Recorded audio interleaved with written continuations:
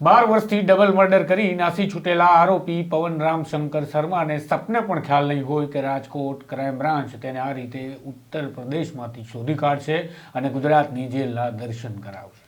આરામથી ઉત્તર પ્રદેશના ગાઝિયાબાદ ખાતે કામ ધંધો કરતા પવન શર્માએ રાજકોટ શહેરમાં 12 વર્ષ પહેલા ચકચારી ડબલ મર્ડરની ઘટનાને અંજામ આપ્યો હતો અને જાણે ઘટનાને પોતે ભૂલી જ ગયો હોય તેમ શાંતિથી યુપીમાં મોજથી ફરી રહ્યો હતો, પરંતુ આ મોજથી ફરતા આરોપી સુધી પહોંચવા રાજકોટ ક્રાઇમ બ્રાન્ચના કર્મચારીઓમાંથી કોઈ રિક્ષાવાળા બન્યા તો કોઈ શાકભાજી વેચવા નીકળ્યા તો કોઈ કટલરીની લારી પણ ચલાવી અને કસરત ચાલુ કરી હતી।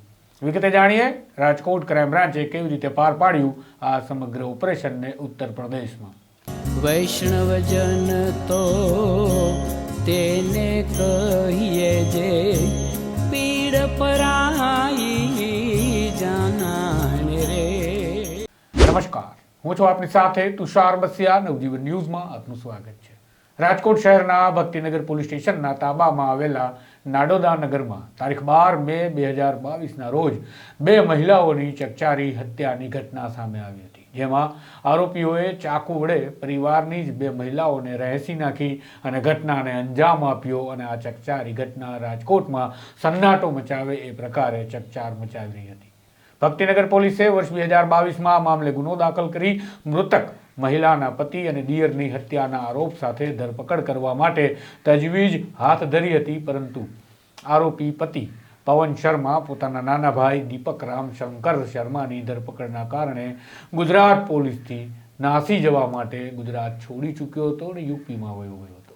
આરોપી પવન શર્માએ ગુજરાત પોલીસને ચકમો આપી ઉત્તર પ્રદેશના ગાઝિયાબાદમાં કામ ધંધો પણ શરૂ કરી દીધો હતો અને જાણે કંઈ થયું જ નથી એ રીતે ખુલ્લેઆમ તે ત્યાં ફરી પણ રહ્યો હતો અને હવે તો આ ઘટનાને 12 વર્ષ વીતી ગયા છે। પોલીસ ક્યાં અને કોને પકડશે તેવા વેમમાં આ પવન શર્મા દુકાન પર બેઠો હતો ને અચાનક કેટલાક ગમછાધારી લોકો આવી ગયા અને કહે છે, પોલીસ ચલો ગુજરાત।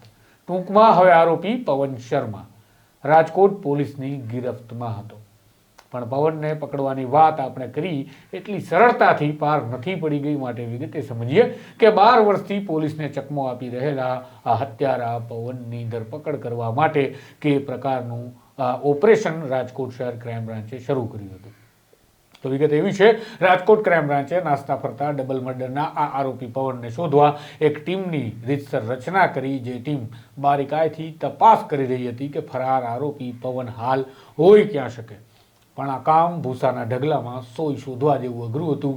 છતાં ક્રાઇમ બ્રાન્ચે આરોપીની આસપાસના લોકોની અને ભૂતકાળમાં આરોપીના સંપર્કમાં રહેતા લોકોની ઝીણવટથી વિગતો એકત્રિત કરી અને એક મેપ તૈયાર કર્યો અને બાદમાં બધું કામ ટેકનોલોજીને કરવાનું હતું। છતાં એક સમસ્યા હતી, કારણ કે ટેકનોલોજીની મદદથી જે મળે એ વિશાળ ડેટા મળે અને તેનું પૃથ્થકરણ તો જાતે જ કરવું પડે। આમ કરોડિયાના ઝાડામાફક વિપુલ પ્રમાણમાં આવતી માહિતીનું પૃથ્થકરણ રાજકોટ ક્રાઇમ બ્રાન્ચની આ ટીમ કરી રહી હતી અને ત્યારે ખબર પડી કે આરોપી પવન ઉત્તર પ્રદેશના ગાઝિયાબાદ આસપાસ ક્યાંક છે, પણ પકડવો કેમ? કારણ કે 12 વર્ષ બાદ તો માણસની શકલ અને શિકલ બધું બદલાઈ ગયું હોય છે અને ફોટોગ્રાફ તો ક્રાઇમ બ્રાન્ચ પાસે હતો નહીં તો કેમ મળે?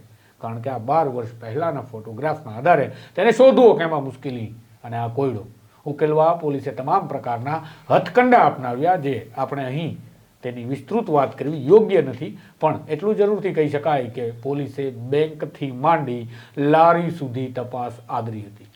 આમ હવે આરોપીના ગામની વિસ્તારની માહિતી મળવા લાગી અને પોલીસની ટીમ 16 ડિસેમ્બરના રોજ ગાઝિયાબાદમાં ધામા નાખે છે અને બાદમાં ગાઝિયાબાદના શાહીબા બાગમાં આ આરોપી છુપાયેલો હોઈ શકે તેવી માહિતી મળી અને શાહીબાબાદમાં તપાસનો દોર શરૂ થયો।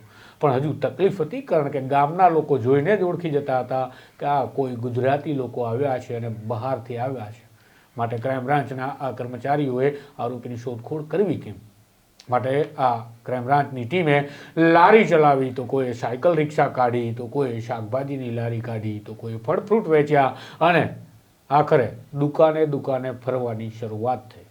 આમ દુકાને દુકાને ફરતી આ ટીમને આ આરોપી શું કરે છે, ક્યાં છે તેની માહિતી મળવા લાગી અને આ ઝીણવટભરી માહિતી મળી, પણ આરોપી ક્યાંય દેખાતો નહોતો। કારણ કે આરોપી કઈ દુકાનમાં વેપાર કરે છે તેનું લોકેશન કોઈ સંજોગે મેળવવું મુશ્કેલ હતું. બસ આરોપીનો ફોટો અને વિસ્તારનું નામ પોલીસને મળી ગયું. આરોપીને પકડવા ક્રાઇમની ટીમ કામે લાગી. લારી રિક્ષા લઈ અને રિક્ષા ચાલકના સ્વાંગમાં ફરી રહી હતી. આખરે એક દુકાન નક્કી પણ થઈ કે ત્યાં આરોપી મળવો જોઈએ, પણ હજુ આરોપી ત્યાં દેખાતો નહોતો ને અગાઉ ઓળખ આપીએ તો આરોપી ફરી પોલીસને ચકમો આપી નાસી જાય તેવી પૂરી સંભાવના હતી. માટે આ પોલીસ કર્મીની ટીમે આ લારી અને રિક્ષાનો દોડ વધારે લાંબા સમય સુધી કરવો પડ્યો અને તેમને આ લાવવાનો લાભ લાંબો લેવો પડ્યો.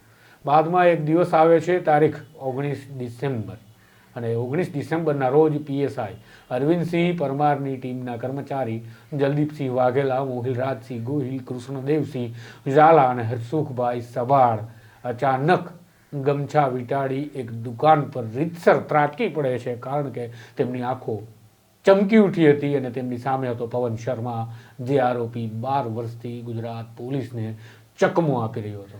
આખરે ક્રાઇમ બ્રાન્ચની ટીમે 12 વર્ષ પહેલા 28 ચપ્પુના ઘા મારી ચકચારી ડબલ મર્ડરની ઘટનાને અંજામ આપનારા પવન શર્મા અને બાદની જેમ ઉંચકી લીધો અને કહ્યું, ચલ ગુજરાત, રાજકોટ ક્રાઇમ બ્રાન્ચ.